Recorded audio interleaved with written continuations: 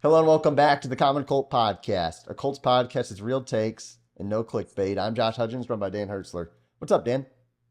Not too much. Celebrating Father's Day. Happy Father's Day to those Yes. out there that are celebrating it and enjoying a day of kind of relaxation. Not a lot of football talk, not a lot of Colts news. It's kind of like what they consider the dog days from mini camp until preseason starts and all that stuff. So we throw out an interesting topic here, just something to maybe discuss and kind of under the title of what if. And we're going to ask the big question. Josh, what's our big what if question here today? Yeah, I don't know if a lot of people on here watch the superhero movies. I think Marvel and DC, they get into the alternate realities. And I think we're going to do that today. And our big what if question is, what if the Colts did not hire Jeff Saturday? And it is the offseason, and this is a totally big time offseason topic, but I think it really could have changed the trajectory of this franchise. This one move, which was made a day after the complete shellacking against the New England Patriots.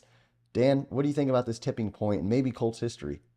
Wow, yeah, I think this is going to be one of those ones that we might want to hold on kind of in the archives to bring up and say 2-3 years. You know, if Anthony Richardson turns out to be that stud and kind of leads the Colts back into the playoff and being relevant again as a team, this decision to fire Frank Reich in the middle of the season and bring in a former player with zero coaching experience. I mean, really, like I know we talked a lot about it during the time, but that is one of the wildest things to think about.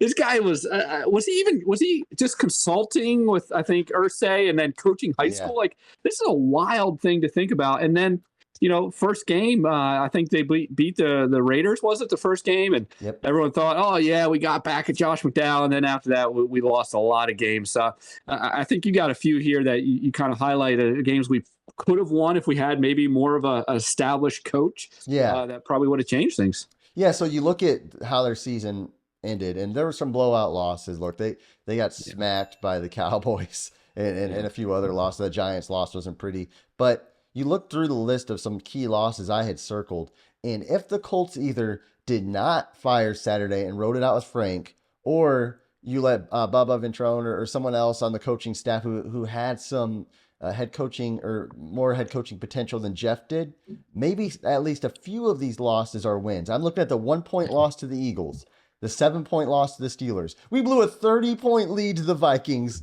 and then the Texans lost at the end of the season, which I'm not convinced we didn't just tank that game. So, I mean, there's about 4 games I'm looking at, and I'm like, wait a minute. What if we have a different head coach and we win these games? We're not picking Anthony Richardson. That's my first big statement. The season's done. Saturday was never on the on the staff. We are not getting the 4th overall pick, and we're probably not getting Anthony Richardson. No, not with the way Ballard kind of moves and doesn't really want to trade up. And so you look at 3-4 wins, that puts us back half of the maybe 10th. Maybe somewhere, 10 to 15, we'll just say somewhere in that range. And you look at the way the draft went, the next quarterbacks, Will Levis and then Hooker were 2nd and 3rd rounder. So we're not getting a quarterback in there. Maybe we get a cornerback. Seems like cornerbacks went there. A lot of tackles went there. We weren't probably in the market for a 1st round tackle. Maybe a defensive play, but knowing that, again, we haven't really seen these players play, but just no one that would excite the team, no one that would bring some of this energy that a new quarterback would. We would have to probably then decide, okay, it was Will Levis worth the 2nd round pick, or do we go for Hooker? Do we go in the free agent market earlier? Do we go after guys like Jimmy Garoppolo, someone like Marcus Mariota, someone like that, and then we just kind of pedal through almost another season of just like, man, here goes the Colts again. I mean, it's almost like a 180 reversal of kind of how I feel right now as a Colts fan. I'm excited.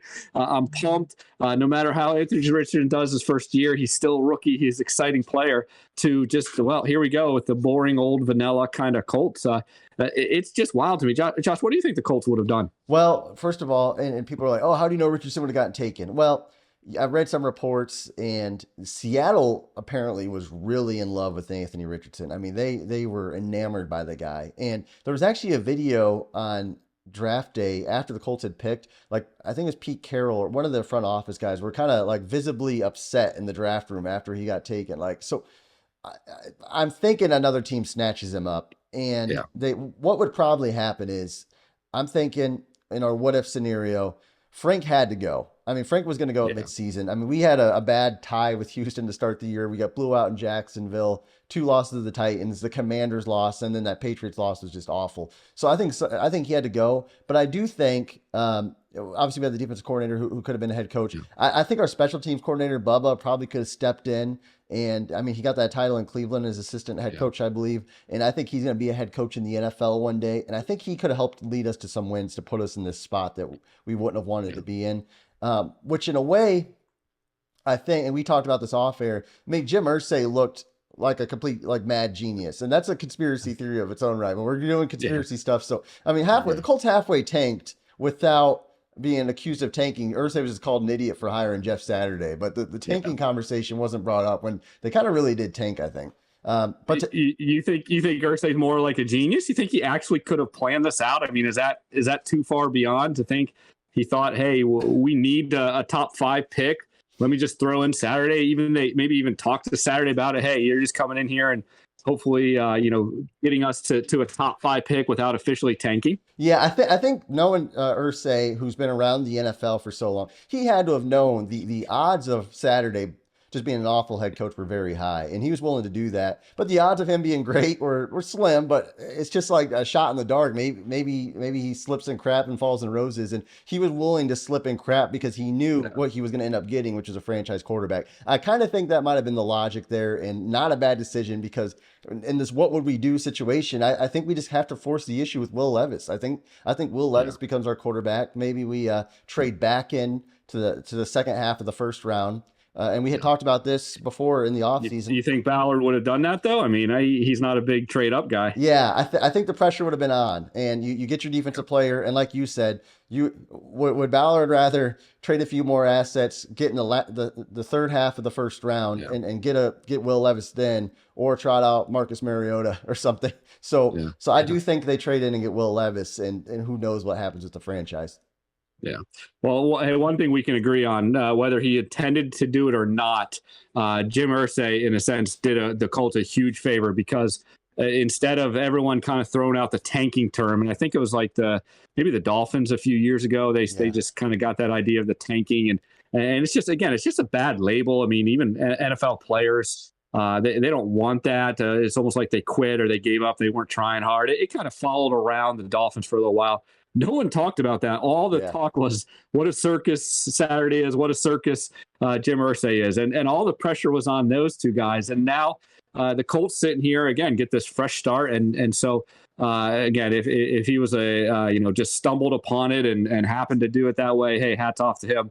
It was a good move. But it's wild. It's kind of interesting to think about all these kind of what ifs because to me, this is one of those things that, like I said in the beginning, I think we need to really hold on to because we could revisit this topic again in a few years and say, this was one of those things that just changed. Like they could do a 30 for 30 kind of on the Colts 2022 season in the fact of how much of a circus it was, but it was actually the beginning of a brand new kind of era, kind of a new start for the Colts because, landing in the 4th spot, the way the draft went, I mean, again, we love everything that happened and we're excited for this season. Yeah, it really is exciting. And so, our what if is, hey, our quarterback's probably Will Levis.